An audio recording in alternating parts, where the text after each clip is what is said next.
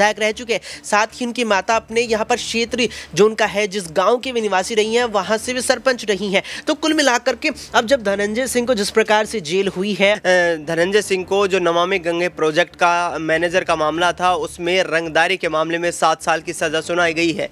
उनकी पत्नी ने साफ तौर पर श्रीकला रेड्डी ने ये अपील करते हुए अपने तमाम कार्यकर्ताओं से संयम बरतने की जो बात कही है। नमस्कार, मैं नाज़मीन खान और आप देख रहे हैं SPN9 न्यूज। आप सभी का बहुत बहुत स्वागत है मेरे खास प्रोग्राम चुनावी अखाड़ा। उत्तर प्रदेश में समाजवादी पार्टी जहां 3 लिस्ट उम्मीदवारों की जारी कर चुकी है, तो वहीं चौथी लिस्ट समाजवादी पार्टी जल्द जारी करती हुई नजर आएगी।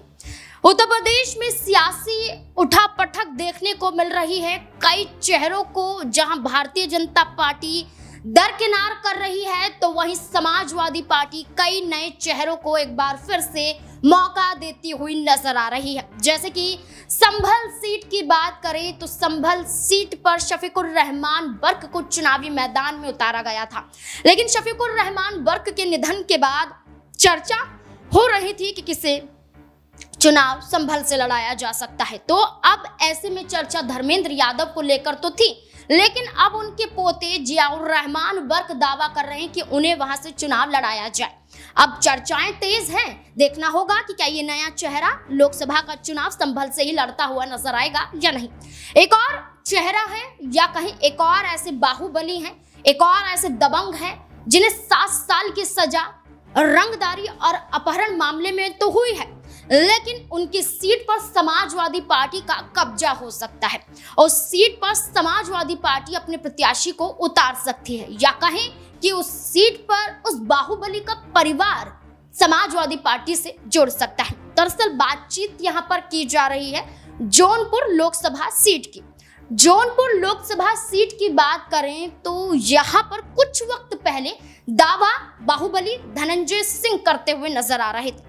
वो धनंजय सिंह जो पूर्व सांसद हैं, लेकिन रंगदारी और अपहरण मामले में, यानी कि यहाँ पर एक प्रोजेक्ट सामने आया था, यहाँ पर नमामि गंगे के प्रोजेक्ट सामने आया था, जिसके जो मैनेजर हैं अभिनव सिंगल, उनकी अपहरण की खबरें सामने आई थी और ये कहा गया कि अपहरण किसी और ने नहीं बल्कि इसी सांसद के जरिए हुआ था जो पूर्व में है और जिन्हें अब 7 साल की सजा हो गई है। यहाँ पर धनंजय सिंह की चर्चा की जा रही है। धनंजय सिंह ने अभिनव सिंगल को अपहरण किया था, जबरन पैसे मांगे थे, जिसके बाद ये मामला सामने आया। परते दर परते खुलती गई। धनंजय सिंह सुनवाई के लिए कोर्ट तक पहुंच गए और मामला पेचीदा हो गया। सजा सुना दी गई, आरोपी बता दिया गया धनंजय सिंह को और 7 साल की सजा हो गई।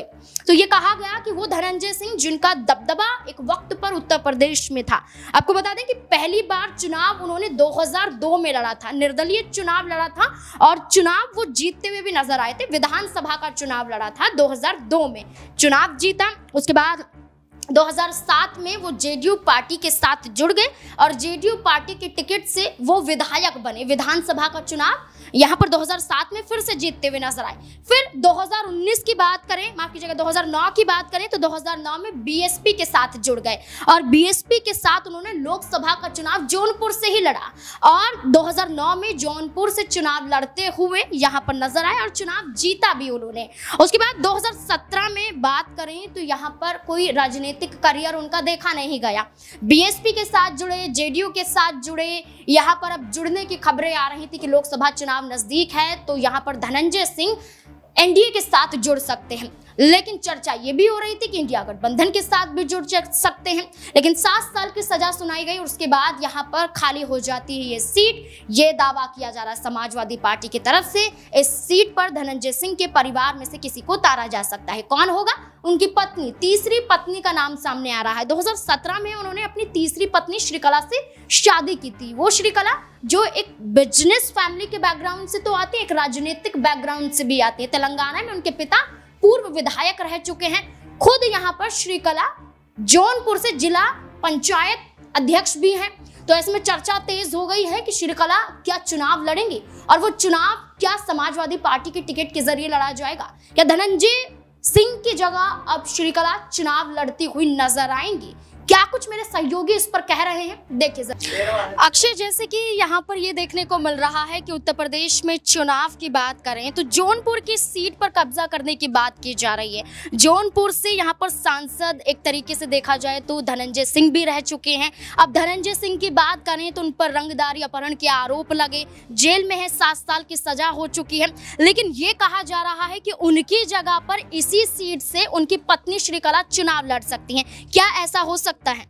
देखिए, मैं तो कहूंगा क्यों नहीं हो सकता। श्रीकला रेड्डी का आपने जिक्र किया, तमाम दर्शक शायद इस बात से पूरी तरह अवगत ना हो। श्रीकला रेड्डी धनंजय सिंह की तीसरी पत्नी का जो परिवार है, जो मायका है, वो भी राजनीतिक विरासत रखता है। श्रीकला रेड्डी के पिता जितेंद्र रेड्डी साल 1969 में तेलंगाना की तोदड़ विधानसभा सीट से विधायक रह चुके हैं। उस वक्त के आंध्र प्रदेश की तोदड़ से उनके पिता विधायक रह चुके हैं। साथ ही उनकी माता अपने यहाँ पर क्षेत्र जो उनका है, जिस गाँव की वे निवासी रही हैं, वहां से भी सरपंच रही हैं। तो कुल मिलाकर के अब जब धनंजय सिंह को जिस प्रकार से जेल हुई है, अब चुनाव तो शायद वो ना ही लड़ पाई, इसीलिए लगातार उनकी पत्नी यानी तीसरी पत्नी श्रीकला रेड्डी का नाम चर्चाओं में है कि चुनावी मैदान में वो ताल ठोक सकती है। पति की जो राजनीतिक विरासत है उसको पत्नी आगे बढ़ाएगी, तो उसकी प्रबल संभावना है। इसका प्रमुख कारण ये भी नजर आता है कि पति का जो सियासी वर्चस्व है वो अभी छूटा नहीं है। यहाँ पर कोर्ट का भले ही फैसला धनंजय सिंह के खिलाफ आ गया हो, लेकिन आप ये देखिए कि जो समर्थक धनंजय सिंह के हैं और जिस पार्टी या जो पार्टी धनंजय सिंह को आगे करने का विचार कर रही थी, या जो पार्टी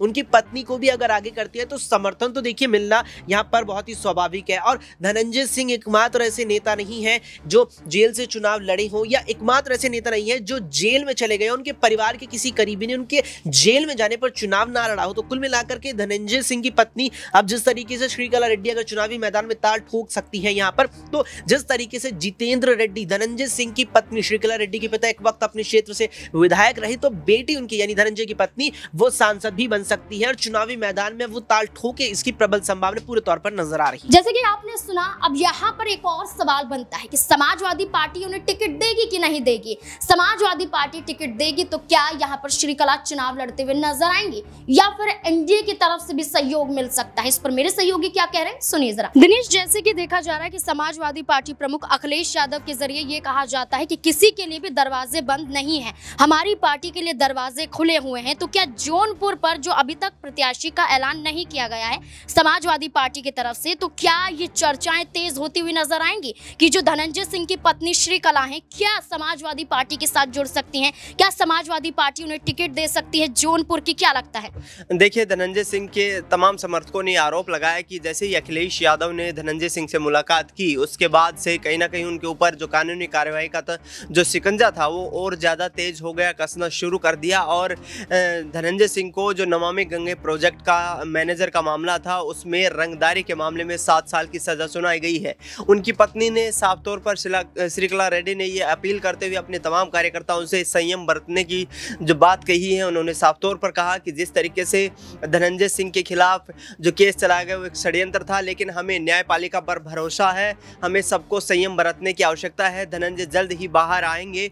और देखा कि हमने जिस वक्त धनंजय सिंह को गिरफ्तार किया गया, उस दौरान जबरदस्त उनके समर्थक जो थे उन्होंने नारेबाजी की, वहां पर जो है गहमा गहमी का माहौल देखने को मिला। लेकिन अब चुनाव जो कि नजदीक आ रहे हैं, श्रीकला रेड्डी अब चुनावी दांव ठोकती हुई नजर आ सकती हैं। और समाजवादी पार्टी से उनकी खबरें लगातार ये सामने आ रही हैं कि सपा की टिकट से जौनपुर से वे चुनावी मैदान में उतरती हुई नजर आएंगी। अब चर्चाएं तेज हो गई हैं कि श्रीकला समाजवादी पार्टी के साथ जुड़ सकती हैं, और समाजवादी पार्टी के साथ जुड़ने के कई मायने निकाले जा रहे हैं। क्योंकि धनंजय सिंह की बात करें तो धनंजय सिंह समाजवादी पार्टी प्रमुख अखिलेश यादव से कई बार मुलाकात भी कर चुके हैं। यहाँ पर कई ऐसी तस्वीरें भी सामने आई हैं। अखिलेश यादव खुद ये बात कह चुके हैं कि हमें कोई दिक्कत नहीं है, कोई हमारी पार्टी में आकर शामिल होता है, दरवाजे खुले हुए हैं। अब देखना होगा कि जिन दरवाजों की बात वो करते हुए नजर आ रहे थे, क्या उसमें श्रीकला की एंट्री होती हुई नजर आएगी? क्या लगता है आपको इस मुद्दे को लेकर? कमेंट सेक्शन में जरूर बताएं। देखते रहें SPN9 न्यूज़। धन्यवाद।